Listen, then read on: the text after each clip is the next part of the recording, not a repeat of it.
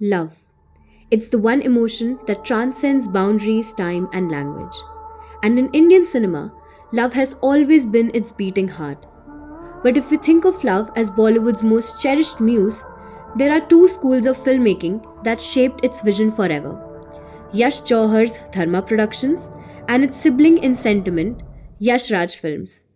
Together, they didn't just tell stories of love, they stylized it, redefined it, and made it larger than life.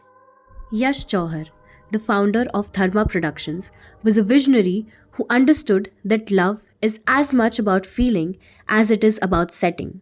From the opulent Havelis of Punjab to the picturesque streets of London, he brought romance to life by embedding it in spaces that felt like living, breathing dreams. Films like Dostana and Kabhi Kabhi, which he co produced, showcased his penchant for blending family values with grand visuals. For Yash Jauhar, love was a celebration of culture and tradition, a theme that became the backbone of Dharma's identity. While Yash Chopra explored the poetry of love, Yash Jauhar emphasized its permanence, love tied to tradition, family, and legacy. Together, these two schools of filmmaking reshaped Indian audiences' expectations of what love on screen could look like. When Karan Johar made his directional debut with Kuch Kuch Hota Hai in 1998, the landscape of Bollywood romance shifted forever. Karan took the foundation laid by his father and Yash Chopra and injected it with his own distinct flavor, a mix of youthful exuberance, modernity, and emotional depth. Rahul, Anjali, and Tina weren't just characters, they were archetypes, symbols of friendship, heartbreak, and rediscovered love. But beyond the story, it was Karan's aesthetic that defined a generation. College campuses became dreamlike utopias, wardrobes were aspirational, and even heartbreak looked beautiful, set against misty mountains or sparkling seas. Karan Johar didn't just tell love stories, he stylized them. He turned emotions into visual poetry.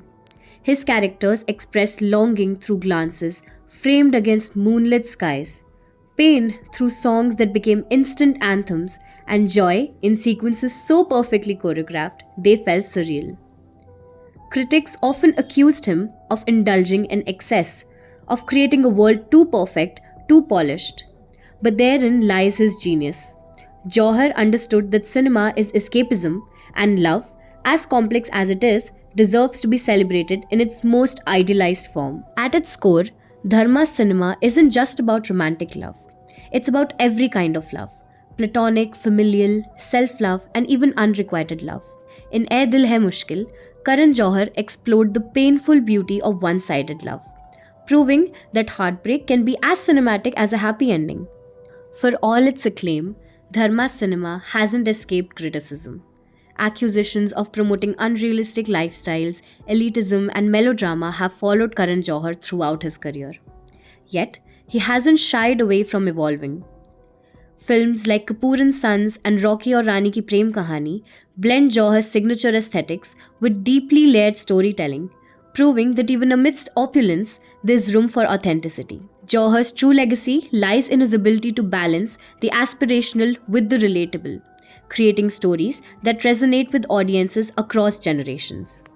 In the world of cinema, love is a universal language, but the way it's told defines its impact. Yash Jauhar and Dharma Productions, along with Yash Raj Films, turned love into an experience, one that's larger than life yet deeply personal.